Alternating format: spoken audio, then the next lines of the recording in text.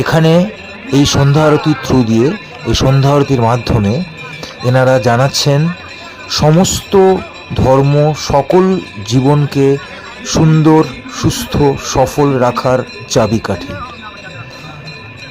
দারুণ। আমার এই বাল্যবন্ধু সোমনাথ যে কোনো গরম খাবার দেখলেই নিজেকে আটকে রাখতে পারে না, দাঁড়িয়ে পড়ে।